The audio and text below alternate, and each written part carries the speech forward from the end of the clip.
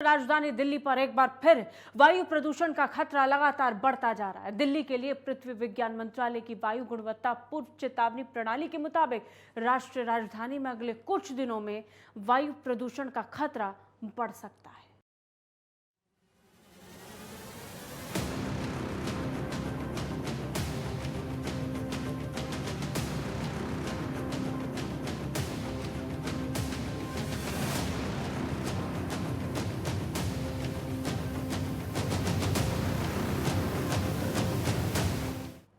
दिल्ली में फिर से वायु प्रदूषण का खतरा बढ़ रहा है और दिवाली की वजह से इसमें और भी ज्यादा इजाफा हो सकता है।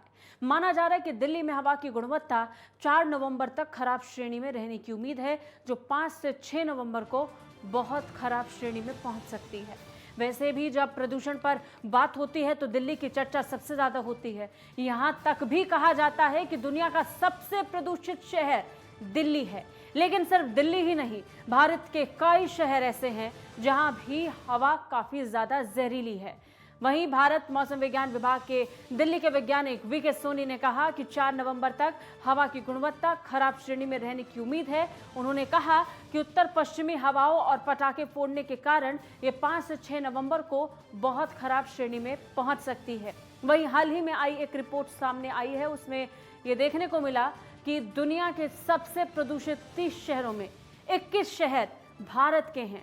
जी हां, जब दुनिया के सबसे प्रदूषित शहरों की बात होती है तो भारत के कई बड़े शहरों का नाम उस लिस्ट में शामिल हो जाता है। ऐसे में सिर्फ दिल्ली ही नहीं, भारत के कई शहरों में प्रदूषण एक अहम मुद्दा बन चुका है और अब लोगों को जागरूक होने की इस बीच जरूरत महसूस होने लगी है। आपको बता दें, दिल्ली में एयर क्वालिटी इंडेक्स 5 से 6 नवंबर के बीच और भी घातक श्रेणी में पहुंच सकता है। अभी तक इसे खराब श्रेणी में रखा गया है। इस बीच ज्यादा जानकारी के साथ हमारे सहयोगी राजकुमार चौधरी जुड़ गए, उनका रुख करेंगे। राजकुमार, प्रदूषण को लेकर आमतौर पर इस बात को लेकर चर्चा होती है कि दिवाली के आते ही एयर क्वालिटी इंडेक्स बहुत खराब श्रेणी में चला जाता है, जिसमें सुप्रीम कोर्ट तक को फैसले लेने पड़ जाते हैं। अब फिर एक बार वो दौर आया है। हालांकि राजधानी दिल्ली का अगर जिक्र करें तो दिल्ली सरकार ने पहले से कुछ फैसले जरूर लिए हैं, लेकिन फिर भी लग रहा है कि स्थिति और खराब होगी और सख्त फैसले लेने पड़ेंगे।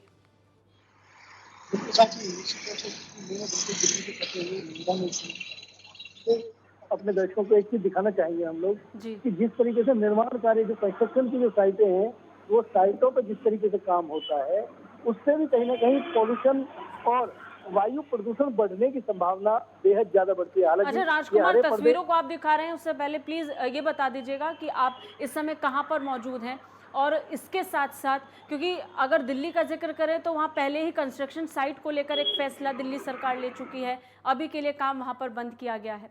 राजकुमार, बिल्कुल निश्चित तौर पर, क्योंकि बिल्कुल मैं इस समय पटना चौक पड़ता है यहाँ पे, दिल्ली से बिल्कुल सटा हुआ, और ये ग्रेटर नोएडा के बिल्कुल बीच का मध्य का इलाका है। अगर लेफ्ट साइड पे जाएंगे तो नोएडा एक्सटेंशन पड़ेगा। ये इसके आसपास का जो 5 किलोमीटर का एरिया है सांची, उसमें पूरे तरीके से कंस्ट्रक्शन साइटें लगातार चल रही हैं, और जो निर्देश जारी किए गए हैं हरित प्राधिकरण के द्वारा भी तरह तरह की जो गाइडलाइन है वो जारी कर दी जाती है कि अगर किसी साइट पर काम चल रहा है तो वहाँ पहले पानी का छिड़काव होना चाहिए। उसके अलावा पराली एक बहुत बड़ी वजह बनती है। कई स्तरों पे अगर बात की जाए तो कई स्तरों पे ये प्रयास किए जा रहे हैं कि किसी भी तरीके से इस बार दीपावली पर कम से कम पटाखे छोड़े जाएं, लेकिन उसको लेकर भी तरह तरह के लोगों के अपने विचार सामने आ रहे हैं। आज का अगर इंडेक्स की बात करें दिल्ली, क्योंकि नोएडा को बिल्कुल हम दिल्ली ही के आसपास का एरिया मानते हैं, तो दिल्ली के प्रदूषण को खराब करने में नोएडा की बहुत अहम भूमिका रहती है, और वहाँ का कहीं ना कहीं इधर असर पड़ता है। अच्छा, वेदर कंडीशन की एक बहुत महत्वपूर्ण भूमिका मानी जाती है। इस दौरान कहा जाता है जैसे जैसे सर्दियों का मौसम आता है, हवा का जो प्रेशर होता है वो पृथ्वी की तरफ ज़्यादा बढ़ जाता है, जिस वजह से जो डस्ट पार्टिकल होते हैं वो आसमान की तरफ जा नहीं पाते और कहीं बीच एटमॉस्फेयर में ही वो अपनी जगह बना लेते हैं। ये कारण सभी के सामने स्पष्ट तौर पर जाहिर रहता है कि ये एक मुख्य कारण है जिसकी वजह से प्रदूषण की स्थिति इस सीजन में ज़्यादा बन जाती है। अब जब कारण स्पष्ट है तो इसके बाद कोई बड़े फैसले क्यों नहीं लिए गए हैं, क्योंकि साल 2013 के बाद से इसकी सक्रियता और ज़्यादा बड़ी है।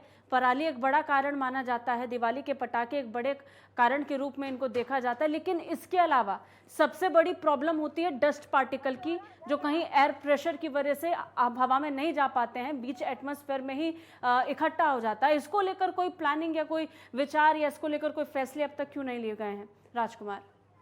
बिल्कुल निश्चित तौर पर, क्योंकि प्रशासन को कोई ना कोई चीजें कहीं ना कहीं गाइडलाइन बनाने की जरूरत होती है। अगर साथी थोड़ा सा पीछे जाने का प्रयास करें तो कोरोना के दौरान बिल्कुल दिल्ली से आप लगाइए कि 100 किलोमीटर की विजुअलिटी बिल्कुल साफ हो गई थी और सोशल मीडिया पे बहुत बेहतर तरीके से, क्योंकि कहीं ना कहीं ट्रैफिक का जो दबाव होता है उसको भी पॉल्यूशन का एक बड़ा कारण माना जाता है, पराली है।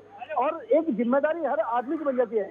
जब हम गर्मी से सर्दी की तरफ और सर्दी से गर्मी की तरफ जब परिवर्तित होते हैं तो मौसम का निश्चित तौर पर परिवर्तित होने के जो दौरान जो वायु प्रदूषण है उससे बढ़ने की संभावना लगातार बढ़ती रहती है।